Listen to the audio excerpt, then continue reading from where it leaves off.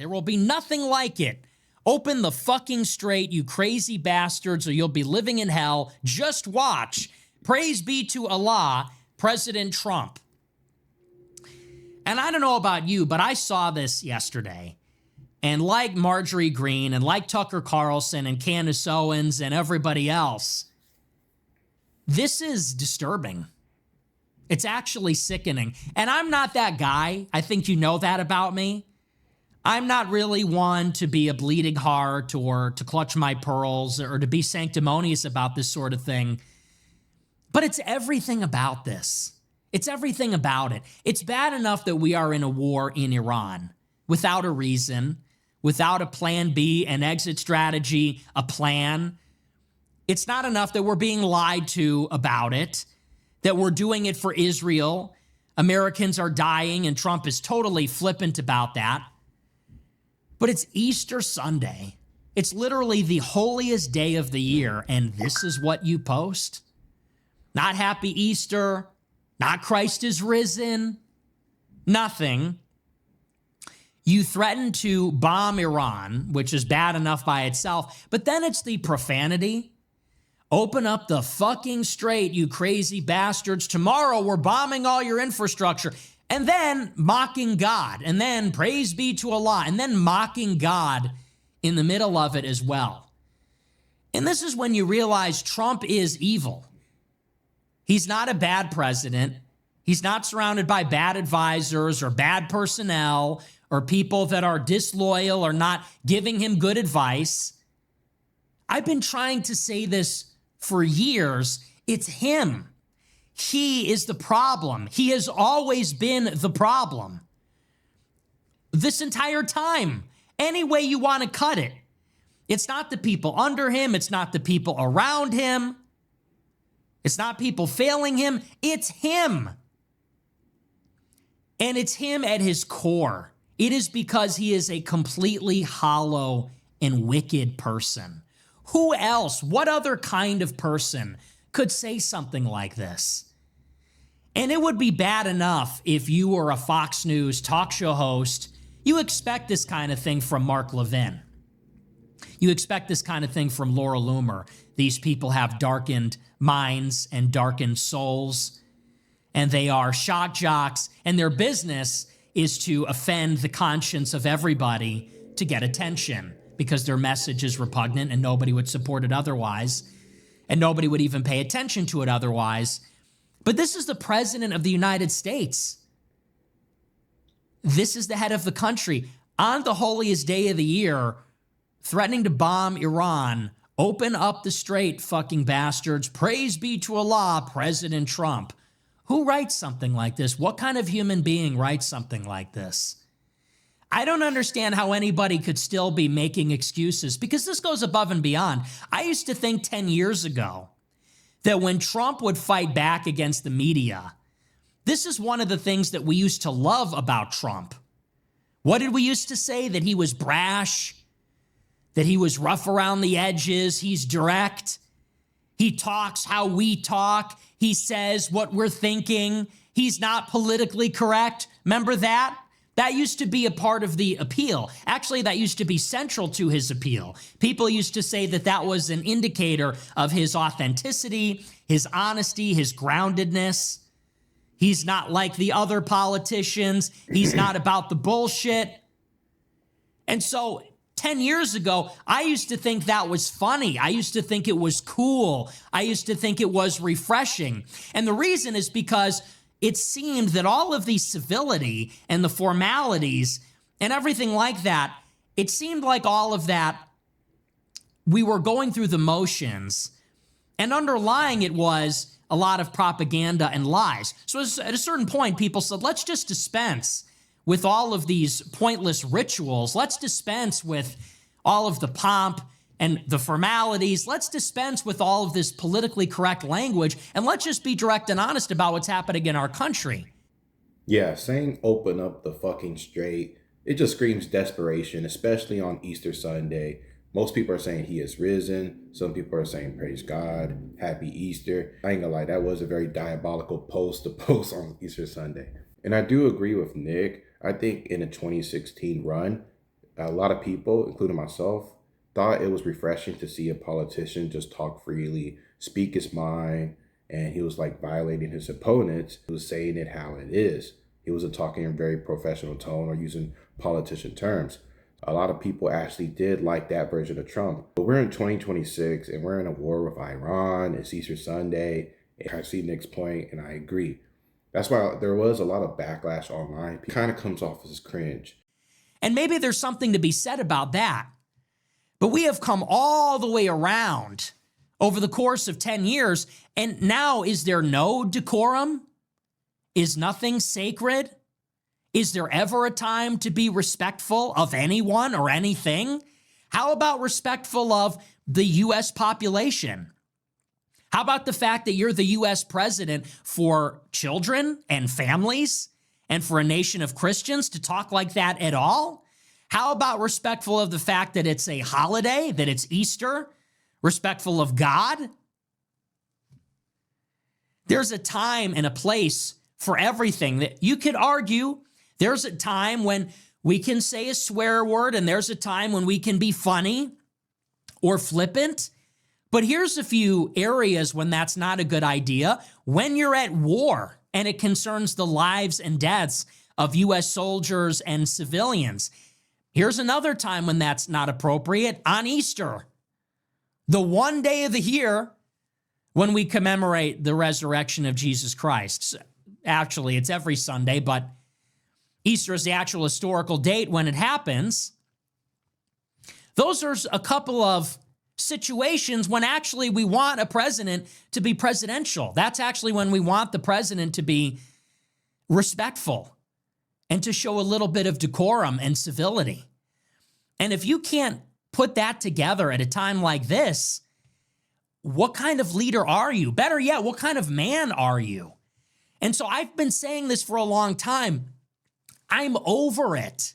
And I'm not just over the policies. I'm not just over the administrative aspect of it is not what we were promised or it's not optimal. I mean, I'm over all of it. I'm actually sick to my stomach of all of it. I really don't like this person anymore. I don't want to look at him. I don't want to hear him. I just feel sick to my stomach every time I see this human being on the TV. And it never used to be this way. Even when I didn't agree with Trump, even when I recognized that things were trending in a very bad direction, and even when I recognized that he was going to betray a lot of his core principles, there was still a part of me. There was still some sentimentality, some nostalgia. I still had some affinity for Trump just because of how we all got here and the fact that he started this movement and everything. I have none of that anymore. Any warm feelings that I had toward the president have completely evaporated. And everything that I thought was funny or kitschy or charming or refreshing, I now find disgusting and appalling and unbearable. And I'm over all of it. I'm over the true social posts. I'm over the bragging. I'm over the dishonesty, the flippancy, the glibness. Doesn't take anything seriously, doesn't respect anything, is honest about nothing. I'm over the look. I'm over the way that he has no respect for the truth, doesn't care to know anything. I'm just over it. I hate this movement now. And I felt like this for a long time. I said this during the election in 2024. I said it's not just that Trump is obviously going to sell us out. I said there's something deeper happening here. I said 10 years ago, you could feel it. You could feel that this was different. This was a political outsider. He was going to change everything. It was funny. He was smart. He was sharp. He was telling the truth, or at least it felt like that. And I said even in 24, it's not like that anymore. The rallies are not fun anymore. It's monotonous. It's boring. Every speech is just a bitch fest. It's a list of grievances and grudges, tired old slogans. They're not catchy or funny anymore. They're not pithy. He's 100 years old. He doesn't even know where he is. It's so self-indulgent.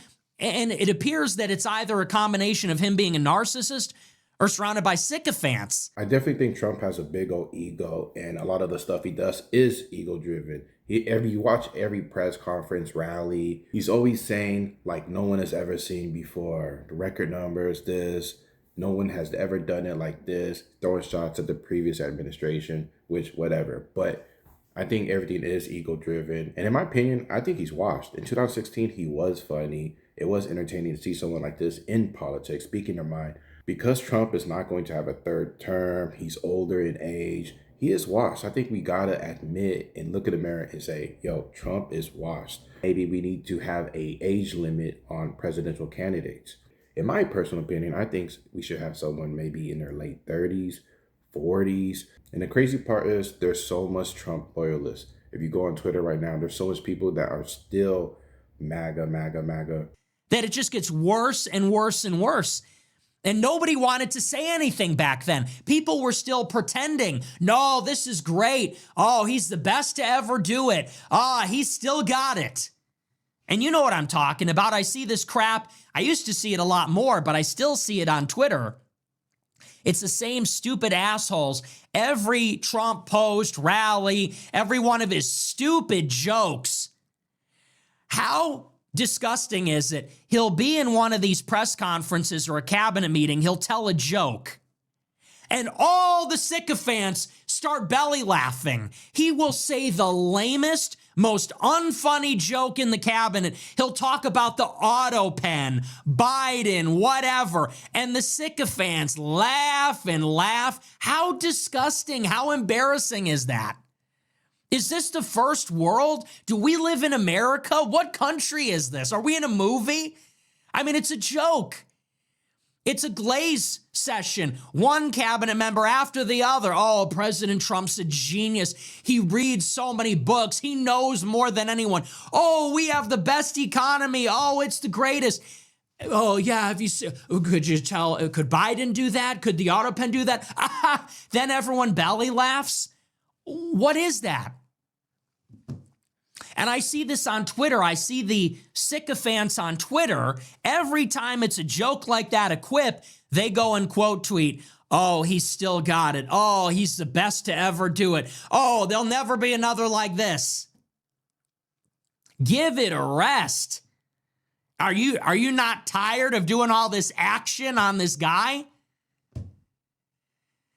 So I am like, this is very crushing to witness. And I'm over all of it. It's very hard to continue to watch this train wreck, every aspect of it, the speeches, the press conferences, the cabinet meetings, the True Social posts. I don't like this person at all. I don't like this movement. I don't like anything that it has become. I don't like anybody in it. Look at who is left in MAGA. It is this piece of shit, the president. It is, and then these idiots in the cabinet, one dumber than the next. J.D. Vance, belly laughing at the president like an idiot, fat and disgusting, being degraded by Trump, being called fat. And it's Howard Lutnick, who's in the Epstein files, and previously Pam Bondi, who's a knucklehead, and Kash Patel. And then it's the defenders on the internet, the Zionists, like Mark Levin and Laura Loomer, who are pure evil. Pure evil, no love in their hearts. God is not with them. Yeah, people like Mark Levin and Laura Loomer, they're absolutely loving this. They have no criticism whatsoever. It goes back to what I was saying, that there's people still on Twitter doing the quote tweeting and that Trump can do no wrong. Trump is sending just diabolical threats to other countries. It's kind of a wild timeline that we are on. Mocking somebody's religion is not a good look, especially as a president of the most powerful country in the world. I do agree with Nick. I don't know if it's we're getting older or whatever the case may be, but a lot of his cringe jokes and dad jokes that he used to say in 2016 just doesn't hit in 2026. They are clearly demonic, clearly diabolical. And then it's the Shabbos Goy like Cat Turd and Jack Posobiec in the chorus of other B, C, D list influencers being paid by Influenceable or the GOP or whatever on the Blaze, on Twitter. That's your MAGA movement. And I hate it. I hate it. I feel like 10 years of my life was involved in MAGA, and now I can't stand the sight of any of it. I don't recognize any aspect of it. Not the policies, not the rhetoric, not the ideas, the people, even him, even the man. I don't even recognize him anymore. He is spiritually disfigured. And I don't think that this was done to him. I think this was brought out of him. It's clear that that wickedness was always there. We just didn't see it. It was disguised. It seemed that maybe everything else appeared so much worse by comparison. Standing next to Hillary Clinton, standing next to what existed before. And people forget how bad it was before. It was really bad. Maybe we didn't recognize it. But now that this is all that there is, now that we are in the post-woke era where Trump won the popular vote, now that Trump is our two-term president, and the left is apparently still less favorable than the Republicans, the Democrats are, now maybe it's just so much more obvious. But I can't stand it, and I don't like it. And this is why it was so important in 2024. I hope everybody recognizes this is why it was so important that we struck out and did our own thing. Because the one thing that is unique about the Groypers compared to everybody else, is that my followers have always been more loyal to me than they are to Trump. And that is the difference. Because I'll tell you something. Everybody else, including and especially those that are against this war in Iran and always have been, including and especially those that are not in support of this immigration policy or unhappy with it, they all supported Trump in 2024. And I'm talking about Tucker. And I'm talking about Candace. And I'm talking about Ian Carroll and Dave Smith and Alex Jones. And I like a lot of these people. And I think a lot of these people are doing a really phenomenal job right now. But all these people, to a man or woman, supported Trump in 24, either because they were caught up in it or because they had no other choice. They couldn't oppose the president. Why? Because Trump is more popular than them. Trump is more popular than them with their own followers. So they had to. It would have been career suicide for anyone else to go against Trump before it was popular. Now some of these people, you could see now Tucker is breaking, Candace is breaking, Dave is calling for Trump to be impeached. And credit where it is due. Better late than never. But they had to wait for it to get this bad on some level because it maybe wasn't an option in 2024 because they were subsidiary to the larger Trump umbrella. And for 10 years, that is why it has been so important for us to have our own thing. Yes, that's very true. Tucker and Candace were both big Trump supporters. They wore the MAGA hat and they were telling people to vote for Trump, that it was better to vote than the Democrats.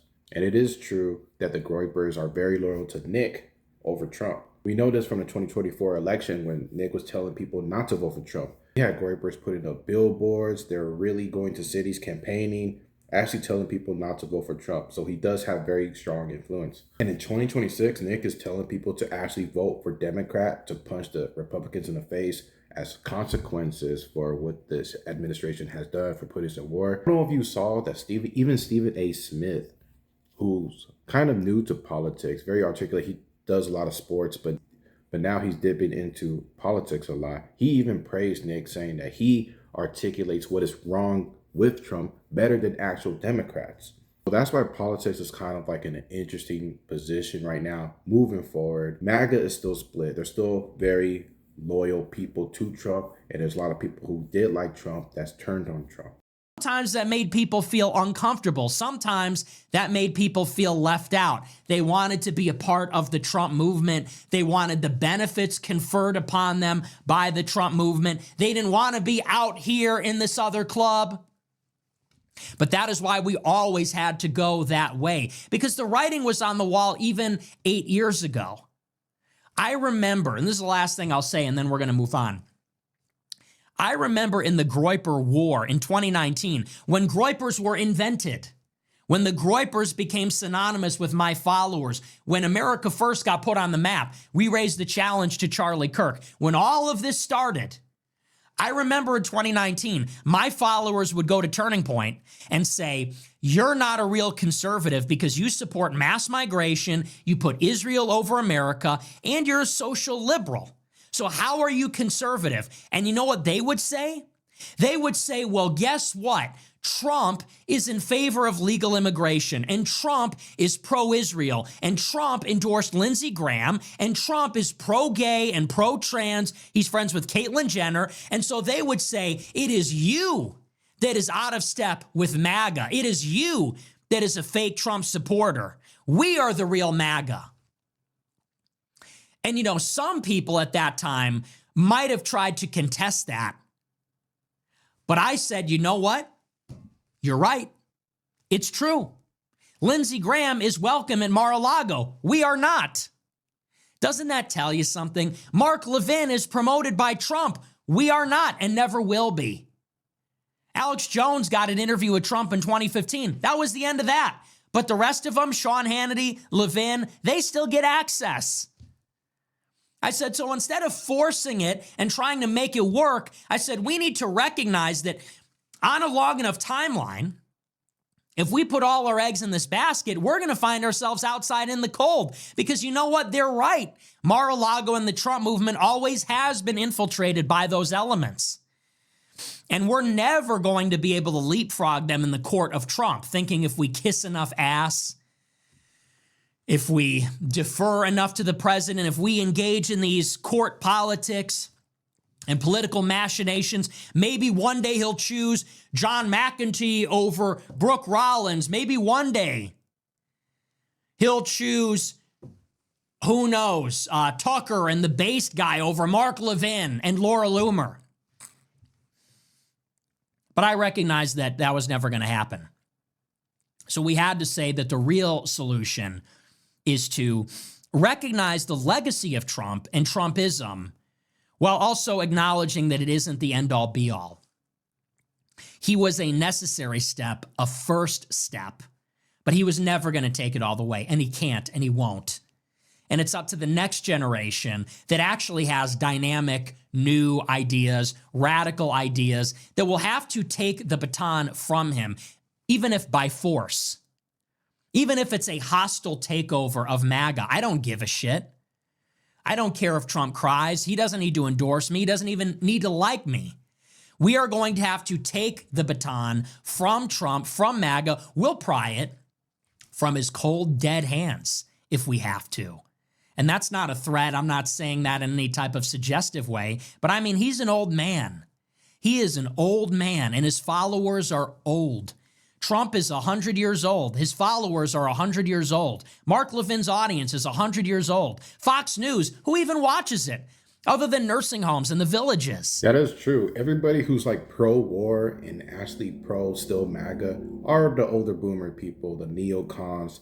They're perfectly fine with us trying to force this regime change in Iran. I do agree with Nick to a certain extent that the next generation has to take this administration moving forward and not make the same mistakes.